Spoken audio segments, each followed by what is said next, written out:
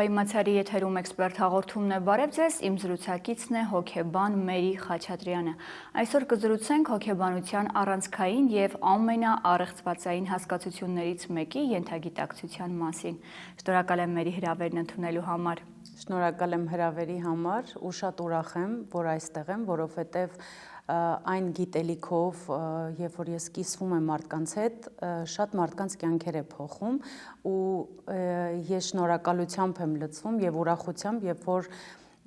մարդիկ օգուտ են ստանում։ Մեր ինչպես է ձևավորվում մեր ենթագիտակցական շերտը։ Հիմնականում ենթագիտակցությունը ձևավորվում է մանկության տարիքում, 7-ից 8 տարեկանում, որովհետև աշխարհը ընկալում ենք առանց քննադատական ֆիլտրների եւ մայրը ինչպես է քեզ վերաբերվում իր հույզերով, իր տագնապներով, իր վախերով, բոլոր այդ իրադարձությունները մենք ընդունում ենք որպես ճշմարտություն եւ սկսում ենք հենց այդպես ապրել։ Մերի, որքանով են մանկության հիշողությունները եւ տրավմաները ազդում անձի ներկա վարքագծի վրա։ Հետազոտությունները ցույց են տվել, որ մարդիկ որոշումներ են կայացնում հենց ենթագիտակցական մակարդակում, այսինքն անմիջապես եւ մեխանիկորեն։ Եթե մենք մանկության ժամանակ ունենում ենք տրավմաներ, օրինակ, երբ որ փոքր ժամանակ երեխան ինչ-որ մի բան է կոտրում, ու մայրիկը գալիս է եւ բարկանում է ու ասում է՝ դու հիմար ես, էս ինչ արեցիր։ Մի անգամից ծրագիր է ձևավորվում, որ ես լավը չեմ, ինձ չի կարելի լինել երջանիկ։ Եվ ամբողջ կյանքում երեխան սկսում է հենց այս սցենարով ապրել ու ամեն տեղ ինքը իր ներսում, այսինքն ներքին ձայն է նաև ձևավորվում, որ դու լավը չես, դու արժանի չես հաջողության, սիրո, ու այդպես մարդը արդեն հենց այդ սցենարով սկսում է ապրել։ Տեսեք, շատ հաճախ եմ լսում, երբ ավագ սերնդի ներկայացուցիչները հատկապես ասում են, որ այդ ինչպես ստացվեց, որ մենք մանկական տրավմաներ չստացանք, դուք ստացաք, ինչ մի տրավմատիկ սերունդ է, այս նոր սերունդը, հա։ Այո, հին ժամանակներում, քանի որ հոգեբաններ չեն եղել, ապրել են այնպես, ինչպես որ կարողացել են։ Քանի որ շատ է հիմա հոգեբանությունը զարգացել, արդեն մենք հասկանում ենք եւ գիտակցում ենք բոլոր այդ քայլերը ինչ հետևանքներ կարող են բերել։ Ու հոգեբանության շնորհիվ մարդիկ արդեն կարողանում են ավելի ճիշտ ձևավորել իրենց կյանքը եւ շատ կարեւոր բան կա այստեղ, քանի որ հին ժամանակներում պատերազմի տարիներ են եղել, ժամանակաշրջաններ են եղել ու այնտեղ ծրագիրը այնպիսին է եղել, որ մնան ողջ ու երեխաների հետ ինչպես են վարվել, որ կարևորը երեխան հագնվի տակ, կուշտ լինի, այսինքն առաջի առաջադրանքը այն ժամանակներում դա է եղել։ Իսկ հիմա արդեն այլ ժամանակաշրջաններ են եւ այլ առաջադրանքներ։ Իսկ նաեւ մարտահրավերներն են փոխվել ժամանակակից աշխարհում։ Որքանով է ենթագիտակցությունը կառավարում մեր կյանքը, արդյոք ճիշտ է այն պնդումը, որ մեր որոշումների մեծ մասը կայացվում է, այսպես ասած, կադրից դուրս։ Ենթագիտակցությունը մեզ վրա շատ ուժեղ ազդում է ու հիմնականում,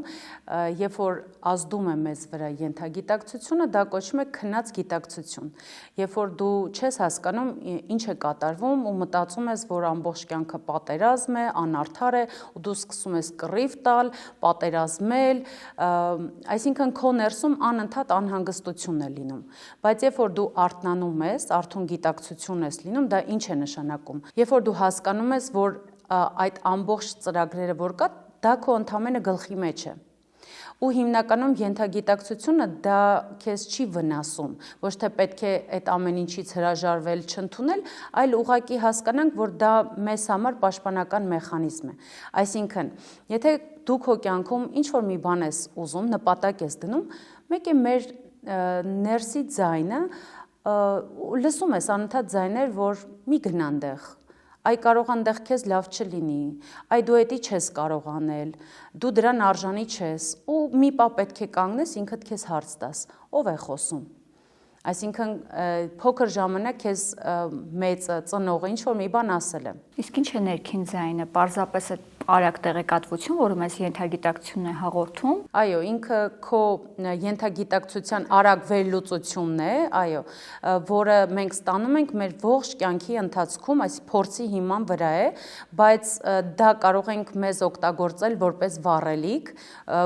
որպեսզի վերև բարձրանանք։ Այսինքն պետք չէ լռեցնել այդ ձայնը։ Դու ուղղակի պետք է լսես, հասկանաս ով է դա ասում, եթե դա քեզ մանկությունում են ասել, այսինքն ծնողդ քեզ ասել է մի գնա կնկնես սա եւ այլն, դու պետք է հասկանաս, որ ինչի համար են դա քեզ ասել, որ դու ողջ մնաս, ու այն ժամանակ դու փոքր ես եղել, ու երբ որ դու լսում ես այդ ձայնը, ասում ես ես հասկացա քեզ, բայց ես հիմա արդեն մեծ եմ,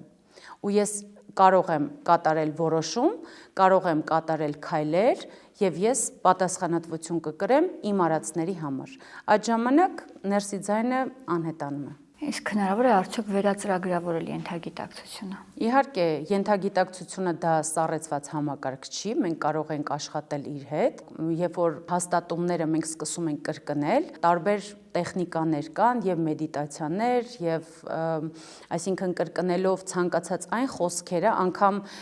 ինչպես է լինում, որ այդ բոլոր վատ տրավմաները, թեկուզ վատ սովորությունները, որ ձևավորվել են կամ հաստատումները, որ ձևավորվել են, երբ որ մեր ներսում անընդհատ պտտվում է այդ բոլոր վատ մտքերը, հաստատումները եւ հակառակը ինչ է պետք անել, այսինքն գնալ մանկություն, բուժել, վերաիմաստավորել այդ հատվածը եւ այնուհետեւ ձևավորել նոր սովորություններ։ Շատ հաճախ, երբ որ գնում են մանկություն, սկսում են մեղադրել եւ մեղավորներ գտնել եւ ով է առաջին մեղավորը ծնողը եւ այդտեղ սկսվում է իրար չհասկանալու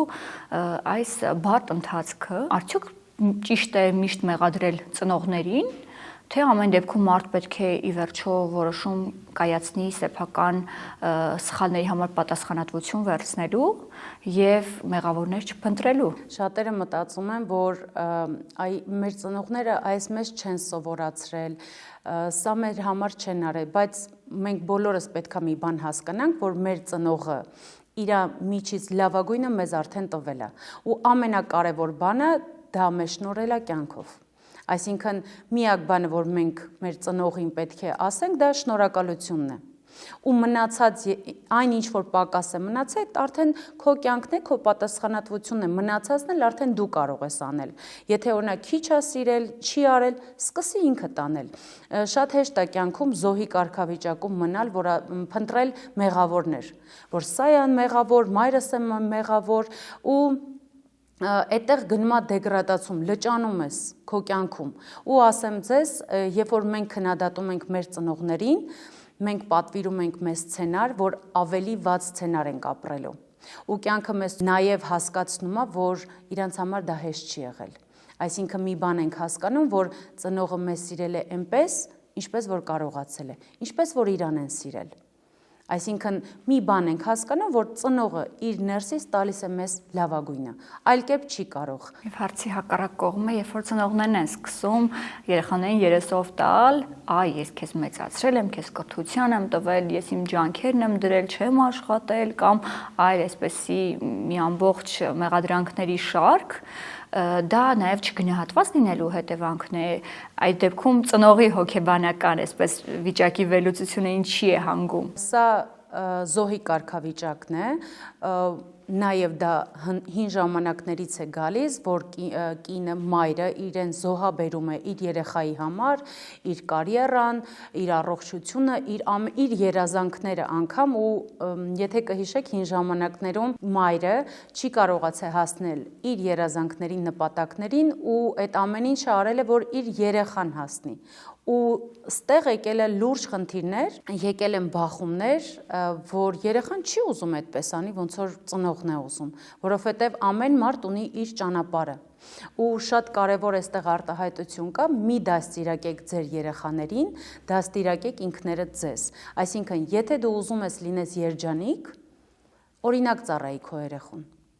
ու դու եղիր երջանիկ։ Եթե ուզում ես քո երեխան լինի հաջողակ, դու եղիր հաջողակ։ Ու ոչինչ պետք չի երեխային սովորացնել, ինչքան էլ դու երեխայիդ ասես եղիր երջանիկ ու դու լինես դժբախտ, միևնույն է, ինքը լինելու է այնպես, ինչպես որ դու ես։ Ու երբ որ յուրաքանչյուր մարդ հասկանա, որ անհնարին է, այսինքն այն կյանքը, որ դու տվել ես քո երեխային, ինքը պետք է այդ կյանքն է շարունակի իր երեխային։ Իսկ երբ որ դու ամբողջ կյանքը տվել ես երեխային ու սպասում ես, որ դա հետ պետք է վերադառնա, դա չի վերադառնալու։ Ու դու միշտ մնալու ես զոհի կարգավիճակում։ Այստեղ հոգեբանության այդ կարևոր այսպես հասկացությունից մեկն է, հա, բաց թողնել թե պահել։ Պետք է բաց թողնել։ Ծնողի առաքելությունն է բաց թողնել իր երեխային։ Այսինքն դաստիարակեցիր, տվեցիր քո ներսից լավագույնը ու բաց թողնես, որտեվ ինչքան այդ կապը ուժեղ է լինում, երեխան միշտ խնդիրներ է ունենալու առողջության, ֆինանսի եւ հարաբերություններում։ Միշտ այս ոլորտներում խնդիր է ունենալու։ Իսկ եթե ուզում ես, որ երեխատ հաջողակ լինի իր կյանքում, պետք է քո օրհնությունը տաս ու ասես, որ ես վստահում եմ քեզ ու բաց թողնես երեխային։ Բնականաբար դժվար է, բայց կարևորը անհնարին չէ։ Եթե մեր ենթագիտակցությունը հագեցած է բացասական փորձով, արդյոք մեծ է հավանականությունը, որ կյանքում սխալները կշարունակվեն։ Եթե մարդը չի գիտակցում, անընդհատ սկսում են այդ բոլոր գործողությունները կրկնվել։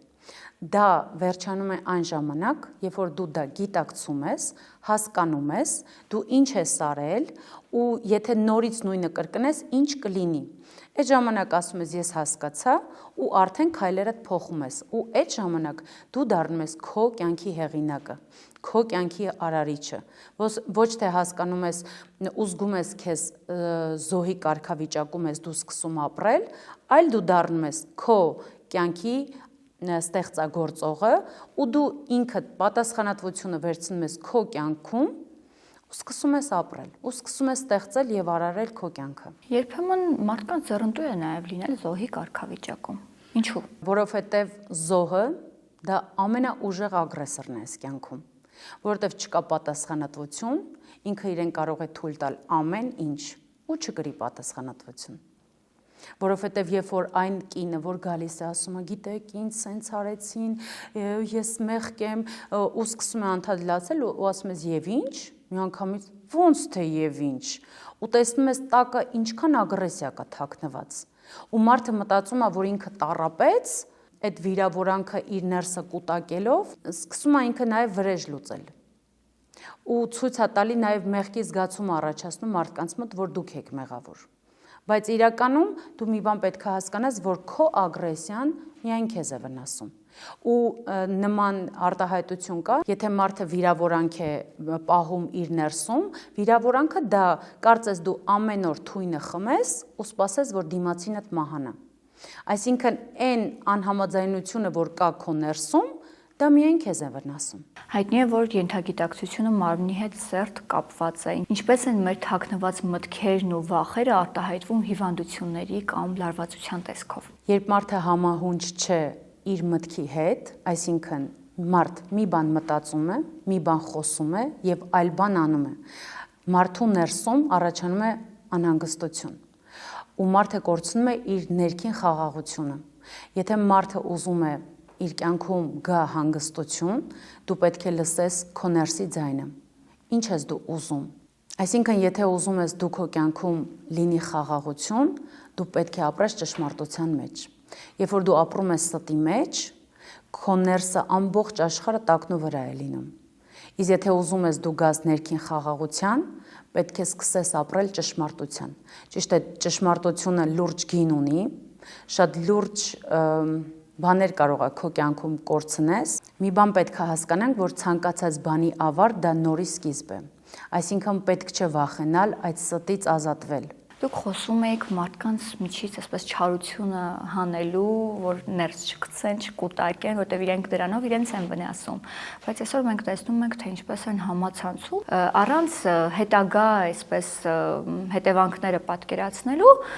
գրառումներ անում, պիտակավորում, վիրավորում, որևէ ձև պատասխանատվություն չեն կրում իրենց խոսքի արարքի համար, այսինքն եթե նախկինում դա պատերի տակ միմյանց հետ կփսփսային կամ իրենց մեջ կպահեն, այսօր չեն այսպես չեն էլ խորշում եւ դա արտահայտում են բաց գրառումների տեսքով, անմիջապես իրենց մտքում եղած չարությունը արտահայտում են։ Ինչի հետևանքն է դա։ Մի բան պետք է հասկանանք, որ երջանիկ մարդիկ երբեք վատը չեն ասում այլ մարդկանց մասին, որովհետև անգամ նրանց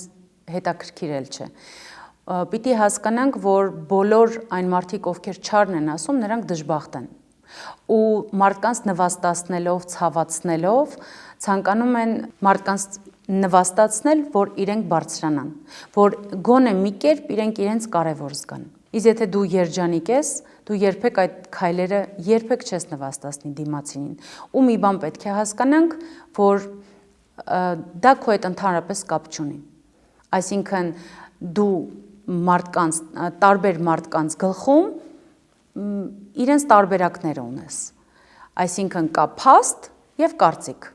Յուրաքանչյուր մարդ ունի իր կարծիքը արտահայտելու, ոնց որ նաև մենք ունենք մեր կարծիքը արտահայտելու, եւ կարծիք արտահայտվելով փաստերը չեն փոխվում։ Անկամ հաճախոսություններ շռայլելուց մարդիկ այսպես փորձում են զուսպ լինել եւ ասել, որ ինչի, օրինակ կինը կնոջ նկատմամբ, նա գեղեցիկ ինչ-որ մոդել է, երգչուհի է, դերասանուհի է, գեղեցիկ լուսանկար է, հրապարակել, նորմալ է, բնական է, որ կարող է մեկը մեկնաբանություն գրել, տեսնել, զմայլվել, բայց անգամ այդ պարագայում, երբ որ մենք դիտարկում ենք համատարած, թե ինչպիսի քննադատություն է, ու այս իրավիճակում ասում ես ինչու են անգամ կանայք միմյանց նկատմամբ անհանդուրժող դարձել։ Այո, դա խոսում է ներքին նախանձի մասին, որովհետև իրենք իրենց ներսում կարծում եմ, որ իրենք երբեք այդ ամեն ինչը չեն ունենա, բայց այս կյանքը ունի իր կանոնները, այն ինչով որ դու հիանում ես, այդ ամեն ինչի նաև դու ես հասնելու։ Իսկ այն ամեն ինչը ինչ որ դու կնախանձես, բնականաբար այդ ամեն ինչը դու երբեք չես ունենա։ Այսինքն հայելային օրենքով դիեզերքից վերադառնում է քեզ։ Միանշանակ։ Որն է այն հիմնական քայլը, որը մարդը պետք է անի իր ենթագիտակցությունը կառավարելու եւ այն իր նպատակներին ծառայեցնելու համար։ Ամենաառաջինը պետք է սկսի ապրել այս կյանքում գիտակցված, ինքնավերլուծությունը մարդուն շատ է օգնում։ Այսինքն, եթե դու կյանքում ինչ որ մի բան զգում ես, դու առաջինը քեզ պետք է հարց տաս. հիմա ես ինչ եմ զգում։ Այս ինչ զգացողություններ են, ով է խոսում իմ ներսում, ինչի համար ես այսպես արձագանքեցի այս իրավիճակին, եւ այս ձայնը, այս ամենը անցյալից է թե ներկայից։ Երբ որ դու հասկանում ես ինչի համար է այս ամեն ինչը քո հետ կատարվում, վերլուծում ես, ապրում ես գիտակցված, դու սկսում ես արդեն այդ ամեն ինչը օգտագործել իշահ ի նպաստ քեզ, այսինքն դու սկսում ես կառավարել քո կյանքը, ոչ թե թույլ ես տալիս, որ ենթագիտակցության բոլոր այդ վատ ծրագրերը քեզ կառավարեն։ Որքան ժամանակ է պահանջվում մտածողության նոր ձևավորելու համար։ Մոտավոր 6 շաբաթից մինչև մի քանի ամիս, բայց այստեղ հարցը ժամանակի մեջ չէ, այլ որակի։ Այսինքն, եթե քո գնաց բուժում վերաիմաստավորեցինք այդ ամենը, դրանից հետո պետք է փոխենք մեր ներքին հաստատումները, բայց դա պետք է մենք ամբողջ սրտով անենք։ Օրինակ, եթե մարդը ապրում է բացասական սցենարի մեջ, այդ ամեն ինչը հասկացավ, ինչի է դա իր հետ եղել, ու դրանից հետո ձևավորում ենք նոր սովորություն, այսինքն, երբ որ դու մտածում ես, որ քո կյանքում ամեն ինչ պակաս է, մի բան այն չէ, այսինքն քո միտքը կենտրոնացել է բացասականի վրա, դու անընդհատ ամեն տեղ մտածելու ես, որ մի բան չկա, կիսատ է, այսինքն քո ներսում ապրում է դժգոհություն։ Իսկ երբ որ դու սկսում ես դժգոհել, քո դժգոհության իրավիճակները ավելի են շատանում։ Իսկ եթե ուզում ես, որ քո կյանքում ամեն ինչ լավ լինի ու դու լինես երջանիկ, ինչը պետք դրա համար անել, շնորհակալություն հայտնել, ունենալ բավարարվածության զգացողություն, որ ամեն ինչ արդեն կա ու ես շնորհակալ եմ։ Ու շատ հաճախ այստեղ նաև կա ծուղակ, որ մարդիկ ասում են, այո, ես շնորհակալ եմ, բայց իրականում նման բան չկա, եթե մարդը շնորհակալ է, չի կարող վախեր ունենա, իր կյանքում անհանգստություններ ունենա, ու մարդու ուղեղը քնելուց 15 րոպե առաջ եւ արթնանալուց 15 րոպե հետո բացվում են ենթագիտակցության դռները։ Ու այն արտահայտությունները, որ մենք անելու ենք, դա ծրագրավորելու է մեր ողջ կյանքը։ Այսինքն, պատկերացնեք օրվա ընթացքում մարդիկ ամեն օր քնելուց առաջ ու արթնանալուց հետո ինչ խոսքեր են ասում, որ կենտրոնանում են ինչքան վատ եղավ այդ ամեն ինչը ու առավոտյան արթնանում են դժգոհելով, որ նորից սկսվեց այս առօրյա ամեն ինչը, այս ամեն ինչ վատ է լինելու, այսինքն դու պատվիրում ես քո կյանքը ու դու չես կարողանում հասկանալ, որ հենց այս իրավիճակը, որ կա, դու ինքդ ես պատվիրել, քո խոսքերով, քո համոզմունքներով։ Այսինքն բացասականը վերափոխելով դեպի դրականի, շնորհակալությամբ այդ զգացումով ու զգաս, ու շատ կարևոր է, որ դու այդ բոլոր էմոցիաները զգաս։ Ոչ թե ուղակի դատարկ շնորհակալություն, այլ ամբողջ մարմնով այդ քո հույզերը դրական լինեն, ու երբ որ դու սկսում ես ապրել այդ դրական հույզերը, դու հենց դա էլ ձգում ես քո կյանք։ Ինչ անել, որպեսզի կարողանաս մոտիվացվես եւ ենթագիտակցությանդ կարողանաս ճիշտ կառավարել։ Ամենաառաջինը պետք է հասկանանք մոտիվացիան որն է, որտեվ մոտիվացիան քեզ տալիս է մի քանի օր ընդամենը։ Դու հստակ պետք է որոշում կայացնես քո կյանքում։ Ինչ եմ ես ուզում։ Ես ուզում եմ լինել երջանիկ, իսկ ինչ է պետք դրա համար անել։ Հստակ պլանավորում ես, իրան բաժանում ես մանր քայլերի։ Նաև մոտիվացնող վիդեոները, տեսանյութերը շատ են օգնում մարդուն, որ այսինքն գնա հենց այն ուղղությամբ, որտեղ որ ինքն է ուզում։ Ու որքան էլ խոչընդոտների մարդը հանդիպի իր կյանքում, դա չի նշանակում, որ դա ամեն ինչի վերջն է։ Ու քո կյանքում որքան էլ վատ լինի, մի հատ շատ լավ արտահայտություն կա, ասում է ամեն ինչ կյանքում լավ է ավարտվում։ Եթե հիմա քո կյանքում ամեն ինչ վատ է, դա նշանակում է, որ դեռ ավարտը չէ։ Շնորհակալ եմ հետաքրքիր եւ հանրամատչելի զրույցի համար։ Ես եմ շնորհակալ։